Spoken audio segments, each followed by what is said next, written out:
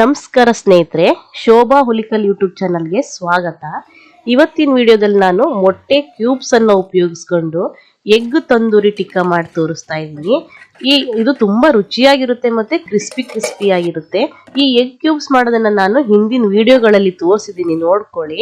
ಇಲ್ಲಿ 12 ಮೊಟ್ಟೆಗಳ ಬೇಸನ್ ಮಾಡಿಕೊಂಡು 2 ಭಾಗ ಮಾಡಿ ಒಂದು ಭಾಗದಲ್ಲಿ ನಾನು ಎಗ್ ತಂದೂರಿ ಮಾಡ್ತಾ ಇದ್ದೀನಿ. ಇದು ಅಂದಾಜು ಒಂದು 6 ಮೊಟ್ಟೆದಿದೆ. ಈ ಒಂದು ಎಗ್ ತಂದೂರಿ ಮಾಡೋದಕ್ಕೆ ಪೀಸ್ಗಳನ್ನ ಈ ಟೋಸ್ಟ್ ಸೈಜ್ ಅಲ್ಲಿ ಕಟ್ ಮಾಡ್ಕೊಳ್ಳಿ. ಇದು ಮಾಡೋದು ಹೇಗೆ ಮತ್ತೆ ಇದಕ್ಕೆ ಬೇಕಾಗಿರೋ ಸಾಮಗ್ರಿಗಳೇನು ಅನ್ನೋದನ್ನ ನೋಡೋಣ. ಮೊದಲಿಗೆ ಒಂದು ಮಿಕ್ಸಿಂಗ್ ಬೌಲ್ ತಗೊಳ್ಳಿ. ಇದಕ್ಕೆ 1.5 ಚಮಚದಷ್ಟು ಗಟ್ಟಿ ಮೊಸರು ಹಾಕೊಳ್ಳಿ. ಮೊಸರು ಸ್ವಲ್ಪ ಹುಳಿ ಇದ್ರೂ ಪರವಾಗಿಲ್ಲ.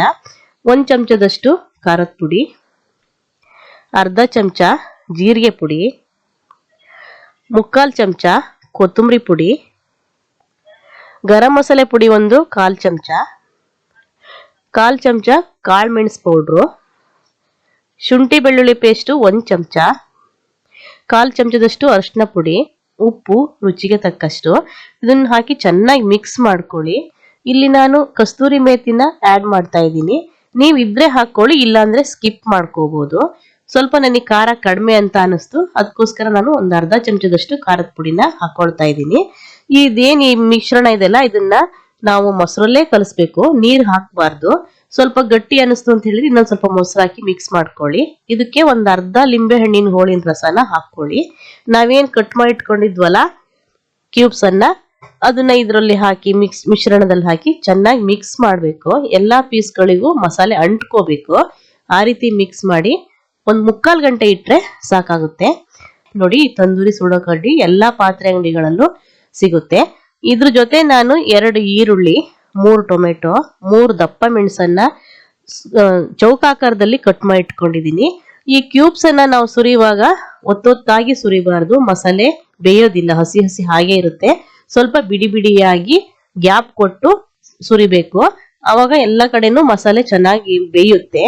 ನೀವು ಕಡಿಮೆ ಖರ್ಚಲ್ಲಿ ಮನೆಯಲ್ಲೇ ಸಿಗುವಂತ ಇಂಗ್ರೀಡಿಯೆಂಟ್ಸ್ ಅನ್ನು ಉಪಯೋಗಿಸ್ಕೊಂಡು ಈ ತರದೊಂದು ರುಚಿಕರವಾದಂತ ತಂದೂರಿ ಮಾಡ್ಕೋಬಹುದು. ಮತ್ತೆ ನಿಮಗಿಲ್ಲಿ ಮೆಣಸು, ದಪ್ಪ ಮೆಣಸು, ಟೊಮೆಟೊ, ಈರುಳ್ಳಿ ಅದು ಬೇಡ ಅಂತ ಹೇಳಿದ್ರೆ ಸ್ಕಿಪ್ ಮಾಡ್ಕೋಬಹುದು. ಮತ್ತೆ ಈ ಕಡ್ಡಿ ಆ ಕಡೆ ಈ ಕಡೆ 2 ಕಡೆ ಗ್ಯಾಪ್ ಇರ್ಲಿ ಸ್ವಲ್ಪ. ಈಗ ನಾವು ಇದನ್ನ ಒಲೆಯಲ್ಲಿ ಸುಡೋಕಿಡೋಣ. 3 ಕಡ್ಡಿ ನಾನು ರೆಡಿ ಮಾಡಿ ಇಟ್ಕೊಂಡಿದೀನಿ. ಈ ಒಲೆ ಬಂದು ಇಟ್ಕೆಯಿಂದ ಮಾಡ್ಕೊಂಡಿರೋದು, ತಂದೂರಿ ಮಾಡೋದಕ್ಕೆ ಅಂತಾನೆ ಕೆಂಡ ಹಾಕಿ ಆಲ್ರೆಡಿ ನಾನು ಬೆಂಕಿ ಮಾಡಿ ಇಟ್ಕೊಂಡಿದೀನಿ. ಇದು ಸ್ವಲ್ಪ ಆ ಕಡೆ ಈ ಕಡೆ ತಿರ್ಸಿ ಬೇಯಿಸ್ಬೇಕು. ಕೆಂಡದಲ್ಲೇ ಬೆಂದ್ರೇನೆ ಇದು ರುಚಿ ತುಂಬಾನೇ ಟೇಸ್ಟ್ ಆಗಿ, ತುಂಬಾನೇ ಗರಿ ಗರಿಯಾಗಿರುತ್ತೆ, ತುಂಬಾ ಚೆನ್ನಾಗಿರುತ್ತೆ.